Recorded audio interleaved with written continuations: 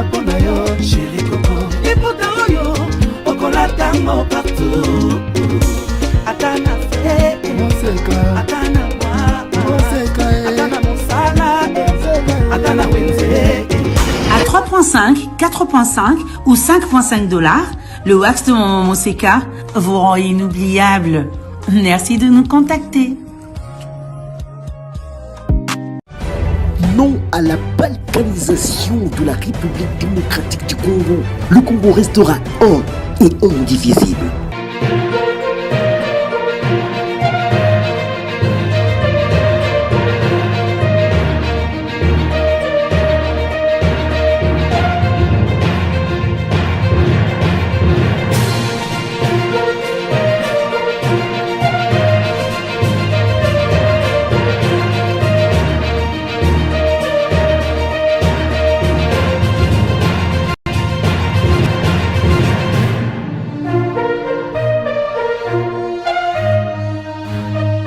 Soyez les bienvenus sur notre chaîne pour ces nouveaux numéros de votre émission que nous tournons un samedi saint.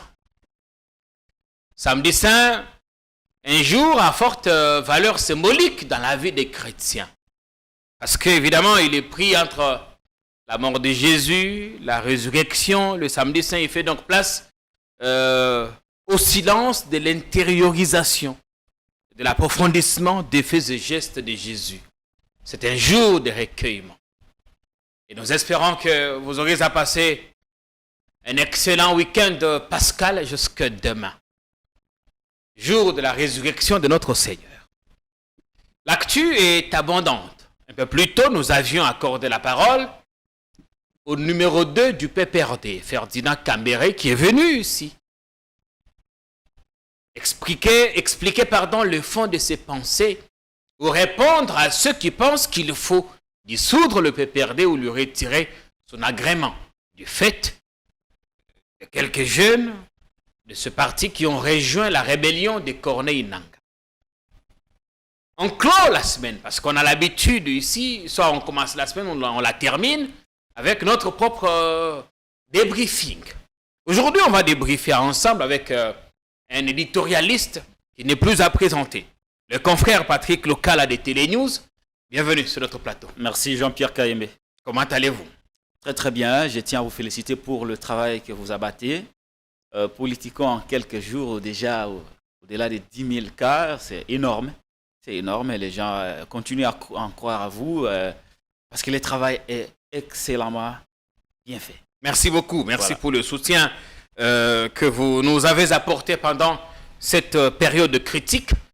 Je voudrais que l'on commence d'abord par parler de nous-mêmes. On va parler de plusieurs faits d'actu, mais parler d'abord de nous-mêmes. Il y a ici sur mon téléphone le message du président du CESAC, Christian Bossembe, Pesembo Tessi Kazali, qui adresse ce que je pourrais qualifier de sévère mise en garde aux médias et aux journalistes. Narotanga quelques extraits. À lobby que le Conseil supérieur de l'audiovisuel et de la communication CESAC adresse une mise en demeure formelle à tout organe médiatique conventionnel ainsi qu'aux plateformes virtuelles qui seraient tentées de magnifier les actes séditieux et des rébellions fomentées par les éléments terroristes affiliés au mouvement M23 opérant dans l'est de notre pays.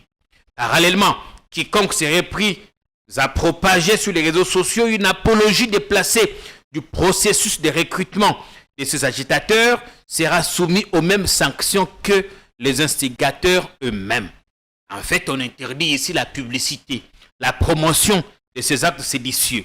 Il est impératif que les professionnels des médias observent scrupuleusement leur devoir éthique en rejetant catégoriquement toute forme de justification des activités criminelles.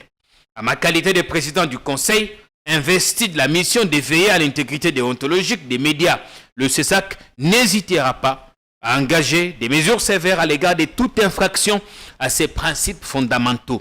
Aucune argumentation, aussi sophistiquée soit-elle, ne saurait absoudre le déshonneur national inhérent à l'usage des armes contre notre propre patrie,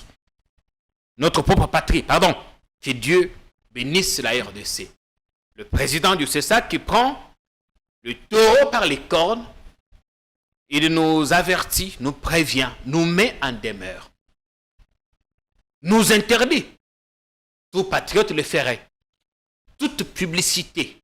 C'est même pour ça qu'ici, à nous, à la balkanisation, nous parlons très peu de ce qui se passe là-bas, dans la forêt. Corneille Nangaa et ses activités criminelles, nous n'en parlons quasiment pas, sauf exception. Patrick? Merci beaucoup Jean-Pierre Kayembe pour cette question. J'avais résolu à un moment donné de ne plus parler de M. Bossembe, le président du CESAC. Oui. Mais je constate qu'il multiplie toujours des bourdes et des erreurs par rapport à l'exercice de sa fonction. D'abord, ici, quelle bourde a-t-il commise? Par rapport à l'exercice de sa fonction du président du CESAC. Quelle bourde? Le CESAC, par essence et par nature, c'est une institution d'appui à la démocratie. Institution d'appui à la démocratie, pas le contraire. Et le CESAC est géré par deux lois, une loi organique et il y a un règlement intérieur. Donc les comportements, les attitudes, comment doit se comporter, comment doit agir le président du CESAC ou le CESAC, incarné par son président, est ainsi dicté, obéi. Je voudrais comprendre à quel niveau se situe le problème ici. S'il vous plaît, je donne des fondamentaux d'abord. Vous avez reçu un intellectuel, un scientifique de surcroît. Le raisonnement ne peut pas être mécanique. C'est moi développé. Et donc, les comportements du président de CESAC doit obéir à son règlement intérieur, doit obéir à la loi organique. Il a dérangé à quelle règle ici? Il ne peut pas sortir. Il nous conscientise, nous, professionnels des médias. Du cadre et du cadre.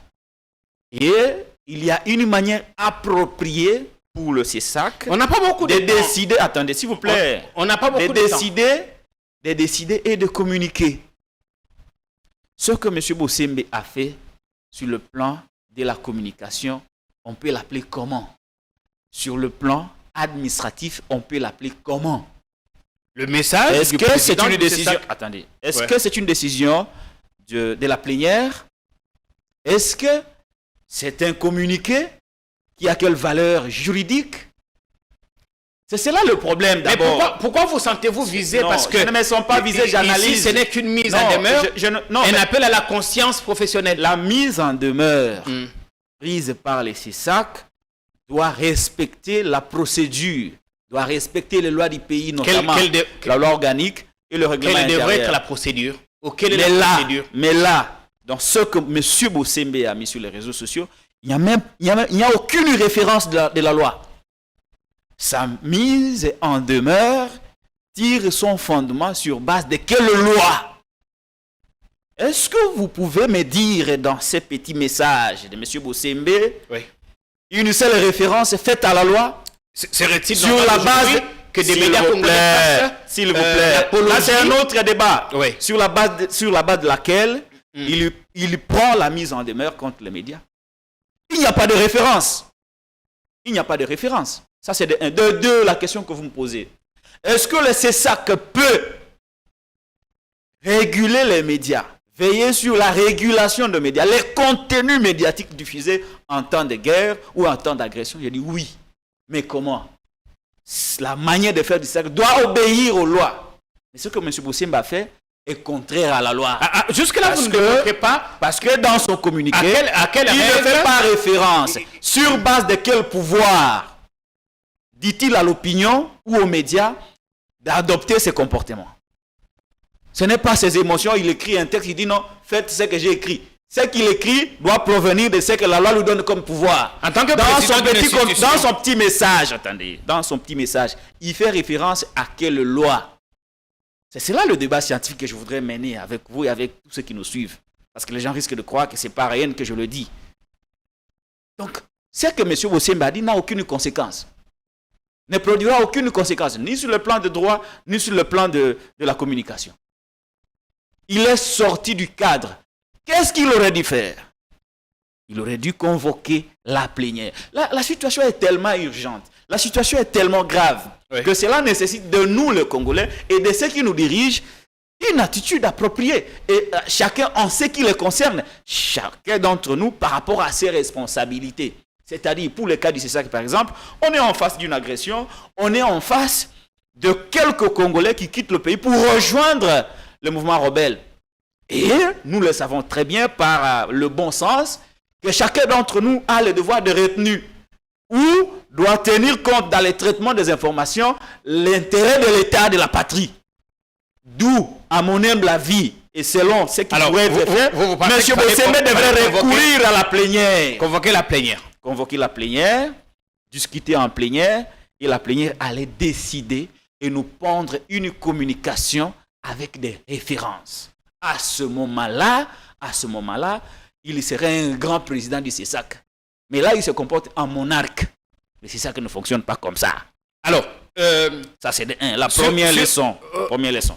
La deuxième. Sur le fond, son message n'est pas. Lorsque la forme est déjà biaisée, je considère qu'il n'a rien dit. Mais le fond est. Là, c'est l'influenceur. Le fond nous interpelle. Là, c'est l'influenceur en tant que professionnel des médias. Je ne peux pas prendre le message d'un influenceur et les transposer au message d'un président responsable du CESAC. Le CESAC n'a pas décidé.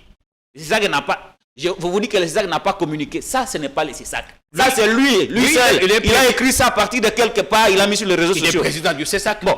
Mais ça, quelle nature? Ce qu'il a fait, c'est quelle nature? Ça, quelle nature? C'est quoi la référence?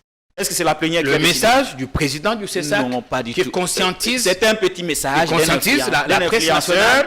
Il n'a pas de conséquences sur nous. Il faudrait que le CESAC décide. Au regard de la gravité des faits, M. Bossembe ne peut pas se réveiller d'un bon matin, prendre un message, tirer je ne sais d'où et le pondre sur les réseaux sociaux. Il y a une institution, il y a une plénière. L'institution qui mais il a le pouvoir de convoquer la plénière, cher ami. Il a le pouvoir. Parce qu'il dit, il a le pouvoir. En ma qualité de président du Conseil, investi de la mission de veiller à l'intégrité déontologique des médias, le CESAC n'hésitera pas à engager des mesures sévères à l'égard de toute infraction à ses principes fondamentaux. Là, qui a décidé? Il décide. Qui décide? Il s'assume. Non. Qui décide au CESAC? Il s'assume en tant que président du CESAC. Qui décide au CESAC? C'est le président ou c'est la présidente? Mais là, il est dit lui-même. Je vous pose la question, non? Ce n'est pas moi de répondre. Répondons à la question. Réfléchissons ensemble. Là, il parle au nom des présidents qu'il estime être. Il ne parle pas au nom du CESAC. Il faudrait, je vous dis, au regard de la gravité, parce que là, cette histoire, ce petit message de M. Bossembe n'a aucune valeur juridique. Ce petit message n'engage pas les CESAC. Il n'aurait rien perdu en convoquant la plénière, décider ensemble avec ses pairs de nous pondre une vraie mise en demeure. Il faut aller à l'encontre. Qui allait être opposable. Il faut aller. Ce sont des principes scientifiques, cher ami. Il faut aller à l'encontre. À ce moment-là, vous comprendrez peut-être qu'il engage le CESAC. Et je ne vous conseille pas. À quel moment il engage le CESAC? Je ne vous conseille pas de faire la publicité. Il engage le CESAC. C'est lorsque le CESAC a décidé en plénière. Lui, comme président, il vient porter. Parce que la plénière ne peut pas porter. Lui, il porte la décision du groupe, de l'institution. Mais là, l'institution n'a pas décidé. À chaque fois qu'il envoie des mises en demeure aux médias ou aux journalistes, les décisions sont motivées, non? Avec des références de loi. Pourquoi alors, attendez, s'il vous plaît, pourquoi alors dans ces petits messages, il n'a pas donné les motivations légales? Mais dans les décisions qu'il envoie aux médias et aux journalistes, concernant la mise en demeure, les décisions sont quand même motivées. Mais on est d'accord. Pourquoi alors n'a-t-il pas motivé son petit message écrit je ne sais où? Un instant. On est d'accord sur le fait que, et donc, au regard de la situation du pays, il faudrait que le CESAC décide. En tant que médias républicains, il y a un comportement que nous devons adopter en ce moment. Là, c'est un autre débat. Le CESAC n'a pas encore décidé sur ça. Nous n'avons pas de lignes à suivre. Il faut à ce moment-là. Le CESAC n'a pas décidé. Le CESAC a le droit. Le CESAC a le droit de dire, ne parlez plus de ça. Au regard de telle loi, nous allons obéir. Quand je parle du CESAC, je ne vois pas ce monsieur que vous appelez M. Bossembe. Je vois l'institution. qui est légal. Oui, qui est Quand représenté le par un CESAC homme. dit, par exemple, ne faites pas des directs sur la situation de la guerre, nous n'allons pas parler. Si le CESAC dit aujourd'hui qu'il ne parlait plus jamais de ces terroristes du M23 à la télé, tout ça, parce que c'est la loi, nous allons nous incliner. Merci bien. Mais quand c'est Bossembe qui l'a dit, à titre personnel, je le considère comme un influenceur. Ça, c'est de trois. Bossembe, il est Par rapport à la promotion. Mérite bien d'être dit. Rentrons dans son petit message qui n'a aucune valeur juridique. Je l'ai démontré, ce n'est pas une insulte. D'accord. Parlons ce n'est pas une insulte. Revenons à la promotion, à la publicité qui est interdite ici. Mais là, alors, il y a un débat à faire sur l'entendement de la promotion. C'est quoi la promotion? Dans tout ce que les médias font, il y a la promotion. Si je cite Nanga ici, en bien ou en mal, même quand je le critique, j'ai fait sa promotion. Il s'agit de quelle promotion? Là, à ce niveau, c'est un autre débat. Voilà pourquoi je dis, s'il avait consulté ses pairs, on nous aurait défini ce qu'est la promotion qu'on nous interdit de faire au profit de M23 et de Nanga. Mais quand il parle publicité, promotion, ce sont des concepts qui n'ont pas de sens. Il ne comprend pas, ces messieurs-là, il ne comprend pas. Il aurait compris quelque chose si c'était discuté en plénière. Merci bien. Les vrais professionnels qui sont là-bas allaient définir. Voilà ce que le CESAC donne comme directive aux médias. Voilà ce que le CESAC attend de la promotion qu'il ne faut pas faire. Voilà l'attitude qu'il faut prendre lorsqu'il faut parler de forces armées de la RDC. Ça nous aurait évité de tomber dans ces débats. Oui, quiconque serait pris à propager sur les réseaux sociaux une apologie déplacée du processus de recrutement de ces agitateurs sera soumis aux mêmes sanctions que les instigateurs eux-mêmes. Très bien. Alors, un petit raisonnement. Adam Tchalo, Nanga, Henri Manji, Yannick Chisola rejoignent le M23. N'ai-je pas parlé de l'adhésion? N'ai-je pas fait la promotion? Tant mieux, autant ne pas en parler. Peut-être se mettre à justifier ça. Oui, mais c'est justement ça. Il fallait définir. C'est parce qu'il s'agit ici de l'information qui doit être traitée, mise à la disposition du public. Merci bien. Mais les vrais professionnels savent. Ouais. Ce qu'ils doivent dire aux autres professionnels d'éviter de faire, par exemple, pour le cas de tel ou de tel, il faut rester dans les cadres professionnels. Tu vois? Mais dire seulement de ne pas faire la promotion, en quelque sorte, Bossembe voudrait qu'on n'en parle pas. Or, nous ne sommes pas les seuls médias qui desservent le Congo. Le Congo est câblé avec d'autres médias internationaux. Ne vont-ils pas en parler? Bossembe a quel pouvoir vis-à-vis de ces gens-là? Parce que ici, le consommateur final, c'est le Congolais. Le Congolais ne consomme pas que Jean-Pierre Kayembe. Le Congolais consomme aussi les médias d'ailleurs. Mais il y a une attitude. Nous savons les pouvoirs de Bossembe vis-à-vis de ces médias-là. Voilà pourquoi j'allais même proposer, pendant ce moment de guerre, parce que lui ne prend pas le temps de réfléchir, il aurait dû, de temps en temps, convoquer les médias, les journalistes, les médias nationaux et internationaux, discuter avec eux, leur faire comprendre son entendement sur la promotion, sur la publicité et l'attitude qu'il faut prendre qui ne défavoriserait pas l'État. Mais comme il n'est pas à sa place, il ne comprendra pas ça. Non, s'il vous plaît. Hein? Bien, merci. Je crois qu'on peut évoluer. Patrick Lokala. Donc, je demande rapidement aux membres à monsieur le président du CESAC de convoquer la plénière et de nous sortir une vraie communication basée sur la mise en demeure avec des mots et des idées claires. Mais c'est ce qu'il a fait là, considéré comme un petit message des réseaux sociaux d'un influenceur qui n'a aucune valeur juridique. Votre point de vue en tant que citoyen congolais. Ce n'est pas mon point de vue, ce que je dis est scientifique et fondé. La loi congolaise vous le permet de critiquer quand c'est possible, mais en temps de guerre, il y a toujours une attitude qu'il faut adopter. Jean-Pierre, moi je ne refuse pas cette attitude, mais seulement que cette attitude doit être réglementée. Merci bien. Jean-Pierre, non, il ne faut pas désorienter l'opinion, s'il vous plaît, cher ami. Je n'ai pas dit qu'en temps de guerre, nous pouvons nous comporter comme nous voulons. Ouais. Mais c'est lui qui doit nous censurer. Le rôle du CESAC, c'est de censurer, c'est de veiller sur la régulation de médias. Mais cette régulation a des soubassements juridiques pour nous réguler, pour nous censurer. C'est défini par la loi. Cette régulation doit trouver son fondement, son soubassement sur la loi.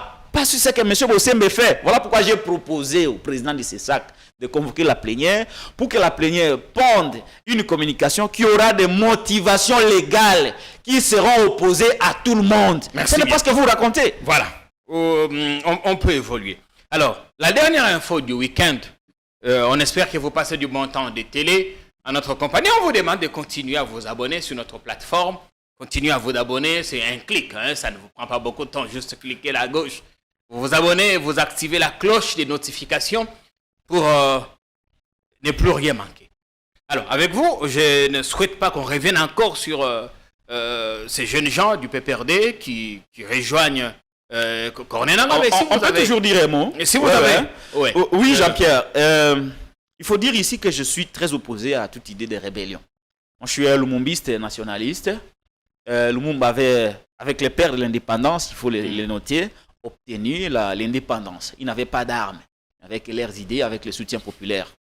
Donc, moi, je parle de ce combat de pères fondateurs pour croire que peu importe la dictature, peu importe les dérives, tout ce qui peut être fait, il est possible de libérer le pays par la voie, et non pas par la voie des armes. Et donc, je condamne ici les comportements de nos compatriotes qui ont rejoint les M23, Nangaa, Henri Mangi, Yannick et tout le reste. Je décourage ceux qui ont l'intention de les rejoindre, je les décourage vivement. Mais je ne suis pas d'accord sur le fait qu'on puisse lier M. Kabila, Joseph, à ces cadres du parti qui rejoignent les M23. Nous savons tous que l'infraction est individuelle, chacun de nous est responsable de ses engagements. L'adhésion au sein d'un parti politique est libre et individuelle. Oui. Le départ aussi l'est également. Donc la théorie de l'acte contraire. On ne peut pas, parce qu'ils ont quitté le pays pour aller rejoindre les M23, croire qu'ils sont partis sous l'impulsion de Joseph Kabila Kabange. Et même quand on les dirait, il faut le démontrer. Il ne faut pas que les gens viennent avec des incantations à la télé juste pour acquiser, faire des déclarations parce qu'aujourd'hui, sans aucune preuve. Sur les réseaux sociaux. Ici, par exemple, notre compatriote, il est un tambour qui se plaît partout que je le critique. Mais je le critique à raison. Quand il dit que Kabila y est pour quelque chose, c'est une chose. Mais démontrer que Kabila est réellement impliqué en est une autre. A-t-il déjà produit une seule preuve qui démontre aux Congolais que Joseph Kabila Kabange serait derrière ces militants de PPRD qui sont allés rejoindre les M23? Non, jusque-là, rien du tout. Oui. Alors, sur base de quoi va-t-il accuser Joseph Kabila d'être derrière ce cadre du parti qui rejoint le M23? Le PPRD a-t-il fait déjà une déclaration d'adhésion au M23 pour qu'on dise que c'est Kabila qui l'a accepté? Non. Je voudrais ici dire, je ne voudrais pas aller très loin, on n'a pas assez de temps. Il ne faudrait pas qu'on tombe dans les pièges. Les services de sécurité, le président de la République et tout le reste. Le piège, c'est lequel? C'est que pendant ces moments d'agression, utiliser cette agression pour des règlements de comptes. On n'est pas d'accord avec Joseph Kabila, avec le PPRD, avec Moïse Katumbi. La meilleure façon de le noyer, c'est de dire non, ils sont en complicité avec les M23. Pour les opposer avec l'opinion et trouver des moyens de les arrêter. Ce n'est pas une bonne chose. Il ne faudrait pas aussi que nous passions notre temps à réfléchir sur comment créer des faux coupables. J'ai comme l'impression qu'on veut trouver des faux coupables pour plaire à une certaine opinion. Même si aujourd'hui, on dit que Katumbi est impliqué au M23, Kabila est impliqué, Kayembe est impliqué, Lokal est impliqué, et qu'on nous arrête tous, cela ne va pas finir la guerre dans la partie Est. Parce que nous ne sommes pas des vrais coupables. Alors, il ne faudrait pas se baser sur de fausses recherches, de fausses enquêtes, de fausses investigations pour trouver de faux coupables et plaire à une certaine opinion. J'ai comme l'impression qu'on analyse la question sécurité de la partie Est avec beaucoup de légèreté. On ne met pas du sérieux. On ne met pas l'intelligence. Lorsque vous voyez l'agression rwandaise au Congo, c'est une agression basée sur des vraies stratégies, basée sur une certaine intelligence pointue au niveau régional, africain et international. Mais est-ce qu'en face, il y a du répondant? Est-ce que nous réfléchissons, nous pensons avoir la même intelligence, la même stratégie pour déjouer cette agression? Non, pas du tout. Tout ce qu'on a, c'est tout ce qu'on a, ne vont pas mettre à notre disposition tout ce qu'on a, les stratégies qu'ils utilisent. Tout ce qu'on a, c'est des communicateurs comme ça, hasardés, mal formés comme des Eliezer Tamboué, des batteurs de tam-tam, qui viennent à la télé pour embrouiller l'opinion. Des communicateurs qui n'ont pas mandat. Et si j'étais à la place de M. Bossembe, j'aurais sanctionné Eliezer Ntambwe. Mais comme tous les deux sont de la même famille politique et que peut-être il y participe à la conception de ce faux stratégie de création de faux coupables, voilà, on les laisse tranquilles. On lui donne. On est même capable de l'appeler non, mais là vraiment tu as bien fait. Encore que Bossembe lui-même, dans une autre sphère, était dans une sorte de diabolisation contre la famille Kabila. N'est-ce pas lui qui avait traité Joseph Kabila? Il a toujours. Est-il capable de venir sanctionner Eliezer Ntambwe qui aujourd'hui s'apprend à Kabila, que lui-même a traité hier de Nyei? Non. Ce sont les oiseaux de même plumage. C'est comme ça qu'il a sa liberté parce que il a reçu mandat pour ça. Oui, justement. Bossembe, nous l'avions reçu ici sans le sanctifier. Il avait dit qu'il n'a jamais traité l'ancien président. Il l'avait traité. Il a regretté d'ailleurs en son temps. Il avait présenté des excuses. Mais monsieur le président du CESAC, là c'est mon message personnel que je vous adresse. Ah, ok. Voyez, vous lui adressez le message en tant qu'ami ou en tant que journaliste? En tant que citoyen congolais. Ah, ok, très bien. Un citoyen qui s'adresse au président d'une structure importante qui est la vôtre. Depuis cette affaire du M23 avec les Nanga et tout ça, on n'est pas d'accord avec eux. Voyez comment des communicateurs, certains journalistes utilisent des photos de personnes bien identifiées, bien connues et imputent à ces gens-là des faits. Personnellement, il y a 2 jours, quelqu'un a fait une sale blague à mon sujet. Au Jean-Pierre Kayembe, le prochain sur la liste. Je lui ai dit que j'exigeais la suppression de ses postes dans les 5 minutes. Évidemment qu'il a supprimé. Qu'est-ce qu'on fait de ceux qui imputent à d'autres ou qui alimentent des spéculations? Parce que ces moments, on a besoin de la cohésion. Mais il y a en face des personnes libres qui vilipendent d'autres, qui imputent méchamment des faits à d'autres personnes et qui ne sont pas inquiétés. Ça, ce n'est pas une bonne idée. Essayez de vous y mettre. Parce que le nouveau code du numérique revient également sur ça. Il ne le fera pas, ils sont les mêmes. Là, c'était mon message à moi. Avant de parler de la bataille au gouvernorat de Kinshasa, on a vu une photo de Salomon Escadela sur un fauteuil roulant à l'aéroport, je crois, des Aventem à Bruxelles. Il a quitté la prison à quel moment? C'est son lieu de détention. Son lieu de détention. Ouais, la prison en réalité, il était hospitalisé. On ne peut pas dire qu'il était en prison. Voilà. Il était dans un lieu de détention sous haute surveillance des éléments de la police militaire. Et donc, il avait quitté son lieu de détention hier et il s'est rendu à l'aéroport. Aussitôt qu'il a quitté, il s'est rendu à l'aéroport. Par une ambulance, où il s'est rendu à l'aéroport de Njili et il a pris son avion pour Bruxelles. Il est bien arrivé et au moment où je vous parle, il est sous soins intensifs. On l'a vu arriver à Bruxelles sur une civière. Il peut pas marcher, malheureusement. Très fatigué. Non, il ne peut pas marcher. Très fatigué. C'est pas une personne de troisième âge, hein. Mais il ne peut pas marcher. Hein. Les malades, comme on le disait. Que du temps perdu. De quoi souffrir? Que du temps. Avez-vous assez d'informations de quoi souffrir? Que du temps perdu. Combien de démissions j'ai réalisées? Combien d'interventions télé? Qu'est-ce que je n'ai pas fait pour qu'on m'attende et accepter que Salomon est malade? Et s'il était mort, aujourd'hui on découvre qu'il était réellement malade. C'est comme ça que je dis une fois que la justice est faite pour le Congolais, pas contre le Congolais. Quelqu'un a commenté pour dire, en s'interrogeant à vivre voir s'il ne s'agit pas d'une mise en scène. Ah bon, mise en scène, alors pourquoi alors l'État l'a lâché? Au départ, c'était un seul médecin qui disait qu'il était malade.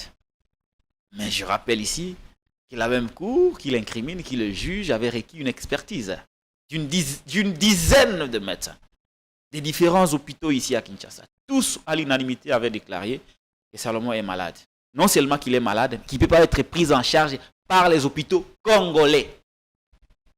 Et aujourd'hui que la Cour décide, vous voulez dire que non, c'est une mise en scène. Il va faire une mise en scène avec qui? Les mêmes personnes qui l'ont accusé hier de complicité avec les M23. Avec qui ferait-il cette mise en scène? Donc lui est capable de manipuler tout un État, toute une justice. Avec quel moyen? Non, il faut arrêter quand même, non? Il faut arrêter quand même. Les gens ont tendance à blaguer autour de la vie des gens. Hein? À blaguer autour. Non, Jean-Pierre, on ne peut pas. On ne peut pas blaguer autour de la vie de quelqu'un. Nous le souhaitons. Il est malade. Est-ce que l'État, s'il faisait la mise en scène, vous avez vu sa mine? Vous avez vu sa mine? On a vu qu'il a laissé pousser la barbe. Vous avez vu sa mine? Lui qui n'en a jamais, il portait vous avez vu sa mine? Un chapeau et je n'ai pas pu bien comprendre. Ouais, moi j'ai évalué sa mine. C'est pas un homme qui est en bonne santé. Il pouvait mourir. Il pouvait mourir. Je crois que, aussi longtemps que du temps passé au lieu de détention, la Cour s'est rendue compte qu'on risque de perdre un autre cadre d'ensemble proche de Moïse Katumbi, après la disparition de l'assassinat de Chérubé Okende. C'est comme ça qu'on l'a libéré. Je plaide aussi pour Mike Mukibai, qui aujourd'hui vient de totaliser 8 mois de détention sans procès. Il ne connaît pas la raison pour laquelle il est aux arrêts et détenu à Makala. 8 mois sans procès. Si le procureur Vonda dit que Stani a menti sur les cas d'une personne qui a passé 21 ans en prison sans procès, mais le cas Mike est là, non? Le cas Mike Mukibai est là, 8 mois sans procès. Est-ce qu'on peut nous dire aujourd'hui la raison pour laquelle Mike est détenu à Makala? De quoi reproche-t-on à Mike Mukibai? Et pourquoi n'a-t-il pas droit à un procès? Même pas une chambre de conseil. Ça, c'est l'état de droit, non? Ça, c'est une justice qui n'est pas malade. Ça, c'est une justice qui ne détruit pas la nation. Voilà autant de questions qui méritent d'être répondues. La justice a l'occasion désormais de corriger son image. Personne n'a confiance en cette justice. Même pas le président de la République. Comment voulez-vous que moi je fasse confiance à une justice dont le magistrat suprême n'y croit pas? Je suis désolé. Quand une justice est malade ou quand quelqu'un est malade, il faut plutôt l'amener à l'hôpital. Quelqu'un s'interrogeait ici si notre justice a été hospitalisée. Mais on le verra peut-être dans les contentieux des candidatures au gouvernorat de Kinshasa parce que hier, la commission électorale a rendu publique sa liste de candidats provisoires. Enfin, liste provisoire des candidatures ou des candidats retenus, notamment pour l'hôtel de ville de Kinshasa. 2 noms manquent à l'appel. Videchi Manga invalidé pour défaut de nationalité. Et Deo Kassoro, dont on parlait ici il n'y a pas longtemps, l'on dit qu'il a introduit sa candidature en retard. D'abord, pour le cas de... Je n'ai pas exploré bien le cas de Videchi Manga. Je n'ai pas vraiment évalué son cas. Mais je me pose la question, quand on parle des défauts de nationalité, mais cet homme a été nommé conseiller stratégique du président Tshisekedi. Va-t-on dire que la première institution du pays a nommé un étranger au poste du conseiller stratégique du président de la République? C'est quelle légèreté ça? C'est quelle légèreté ça? Donc il y a de quoi se poser des questions sur le processus de recrutement de ceux qui aident le président à améliorer les choses. Non, à la présidence de la République, le président peut recourir à l'expertise de tout le monde. On a vu... Conseiller stratégique. On a vu notamment... Est-ce que vous comprenez? On a vu Matata Pogno... Vous comprenez l'importance? On a vu Matata Pogno être retenu conseiller d'Alpha Condé en Guinée-Conakry. Consultant, pas conseiller, s'il vous plaît. Consultant, conseiller... C'est différent, non? Non, pas d'insuite, Jean-Pierre, s'il vous plaît. Il ne faut pas faire l'amalgame. Il n'y a pas d'insuite de suite. Il y a une différence entre consultant et un conseiller. C'est différent. Videchi Manga a été nommé sur ordonnance du président de la République conseiller stratégique du président de la République. Le président de la République a des services. Il a les services d'intelligence, il a les services secrets, il a le Conseil national de sécurité, il a l'ANER, il a la DENIAP, il a tout ce qu'il faut pour qu'avant que vous ne soyez nommé, il a les éléments, il a votre fiche de signalisation. Ne pouvait-il pas savoir que Videchi Manga est un étranger pour ne pas le nommer? On n'a pas dit... il a avoir une double nationalité. Ce sont des légèretés. Non, mais au Congo, il n'y a pas de double nationalité. Soit tu es congolais, soit tu ne l'es pas. C'est la loi qui le dit. Ouais. Donc, la nationalité congolaise est je note avec vous. C'est la seule analyse que j'allais faire sur le cas de Vidier.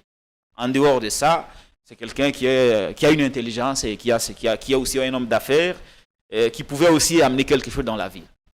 Son cas, je ne peux l'analyser que de cette manière. Je prends le cas de Deo Kassongo. J'ai mené des enquêtes sur ces cas-là. Deo Kassongo. On en parlait ici il y a pas longtemps. Deo Kassongo est allé déposer son dossier de candidature à l'élection de gouverneur de la ville de Kinshasa avant l'heure de clôture. Il était dans les délais. Première chose, quand il arrive avec ses équipes pour déposer son dossier au gouvernorat de Kinshasa, les agents de la CENI qui ont subi des pressions politiques avaient refusé de réceptionner son dossier de candidature. Pour quelle raison Première chose. était-il arrivé en retard? Les raisons, on va vous... Non, il n'était pas en retard. J'ai dit bien, il est arrivé bien avant avec ses équipes pour déposer son dossier à l'élection du gouverneur de la ville de Kinshasa. Mais les agents de la CENI lui ont opposé une forte résistance parce qu'il subissait des pressions politiques de la part des détracteurs de Deo Kasongo. Et finalement, il déposera ils ont fini par réceptionner le dossier a été réceptionné. Le même jour que le dossier de Bumba, peu avant d'ailleurs que celui de Bumba, Daniel, peu avant que près de 4 autres dossiers, à notre grande surprise, ceux qui ont déposé après de Okasongo, comme Bumba et le reste, sont retenus sur la liste des candidats gouverneurs à l'élection de la ville de Kinshasa. Mais celui qui a déposé avant a été invalidé par la CENI. Est-ce que son dossier était complet? Ici, nous ne parlons pas, la CENI n'a pas évoqué la raison d'un dossier incomplet. La CENI a évoqué la raison de tardivité. Oui, en retard. C'est la tardivité. Ouais. C'est comme ça que je suis en train de détruire ici l'argument de tardivité parce que ceux qui ont déposé bien après Deo Kasongo sont retenus sur la liste des candidats gouverneurs.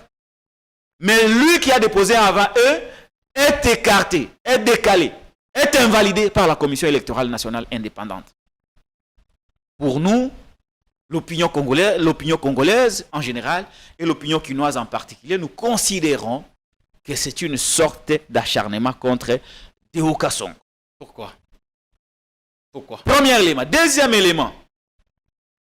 Deo Kasongo, avant qu'il ne quitte le pays pour une tournée de contacts avec des investisseurs qui veulent venir développer, changer la vie de Kinshasa, il a reçu plusieurs personnalités politiques de l'Union sacrée qui étaient venues lui demander de retirer sa candidature à l'élection de gouverneur de la ville de Kinshasa.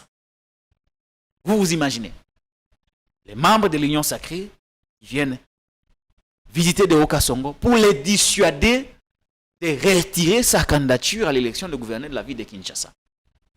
Pourquoi? Parce que on ne voudrait pas qu'il puisse se challenger avec le candidat Daniel Bumba qui est en perte de vitesse. Soutenu plutôt par lui. Ce qui est vrai aujourd'hui. Ce qui est vrai aujourd'hui. Personne ne croit à Daniel Bumba. Personne ne lui fait confiance. Il n'a ni l'accompagnement de l'opinion quinoise, ni la confiance des élus provinciaux de la ville de Kinshasa. Et en face de lui, vous avez un homme qui s'appelle Deo Kasongo qui rassure non seulement la population quinoise, mais aussi les élus. On a estimé Nous étions là avec vous le jour de la présentation du ticket de Deo Kasongo au gouvernorat de Kinshasa. Vous avez vu combien d'élus? Presque une majorité écrasante de députés provinciaux qui étaient venus répondre. Les députés étaient dans la salle. Oui, assister à la cérémonie de la présentation du ticket. Cela a fait peur à Daniel Bumba et à ceux qui le soutiennent, aux officines politiques qui le soutiennent. Quelle marge de manœuvre aujourd'hui reste à Deo? Aujourd'hui, j'ai vérifié, nous avons les accusés de réception comme médias.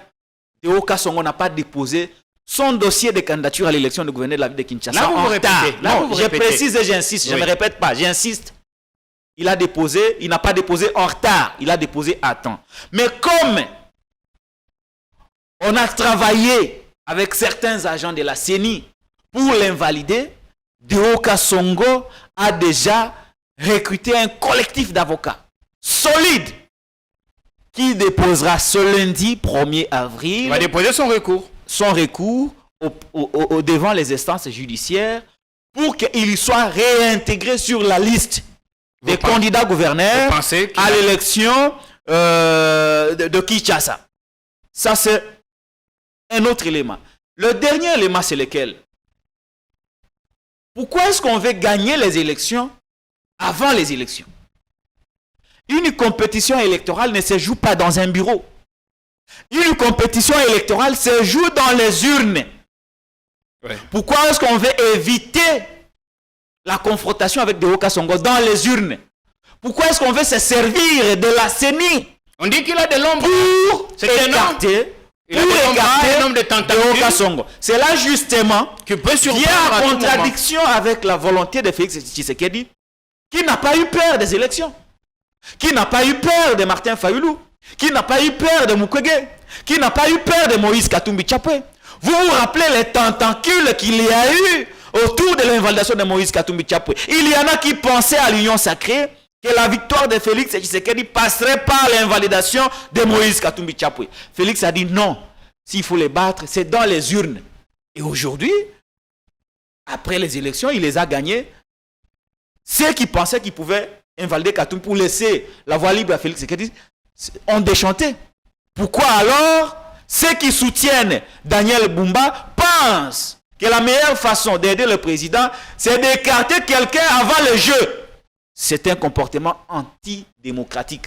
Nous tendons vers les scénarios Mukuma de Lambert Mende ou Malanga. Vous savez à l'époque qu'il y avait un jeu malsain qui se jouait sur le fait qu'il fallait écarter Mukumadi. Parce qu'on savait que c'est lui le futur gouverneur. Il fallait l'écarter. Tout celui qui pouvait être son challenger savait qu'il allait perdre.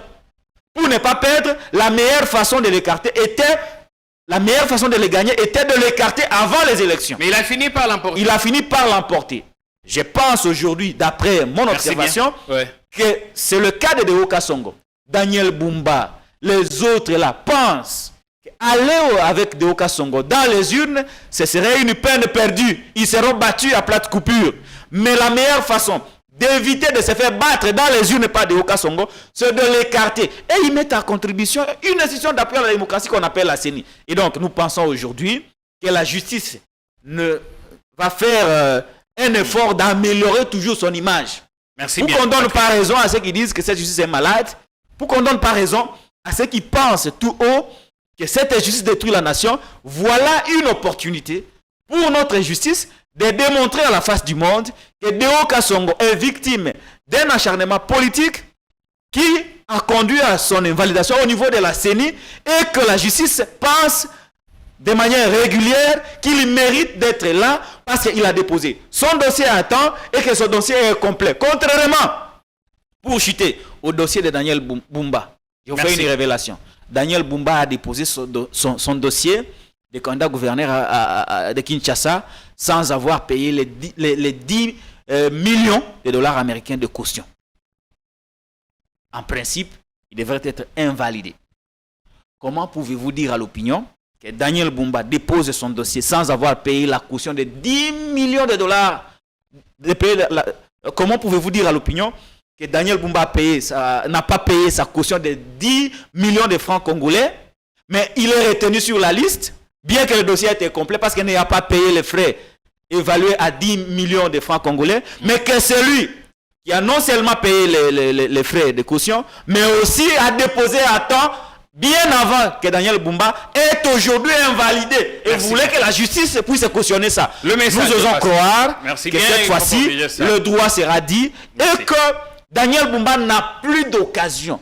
Il n'a plus de moyens d'éviter Deoka Songo. Il n'a plus de moyens. Il n'a plus de moyens parce que nous pensons que c'est un fait bénin sur lequel la justice ne prendra même pas 2 ou 3 jours. Daniel Bumba n'a pas le moyen d'éviter Deoka Songo. Il faut plutôt chercher à convaincre les élus. C'est là le problème. Le message, il faut le convaincre pour être élu. Mais si on n'est pas venu de le convaincre parce qu'on n'a pas un cursus responsable, on n'est pas crédible, on n'est pas accompagné, on n'a pas la confiance des élus, il ne faut pas chercher à écarter quelqu'un pour se frayer un chemin. Bien.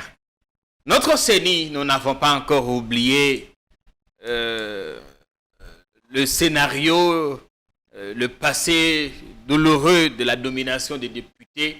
Tout le monde le disait ici. Et qu'on invalide des gens pendant que nous nous attendions véritablement à un choc frontal dans les urnes et que, finish, le meilleur l'emporte.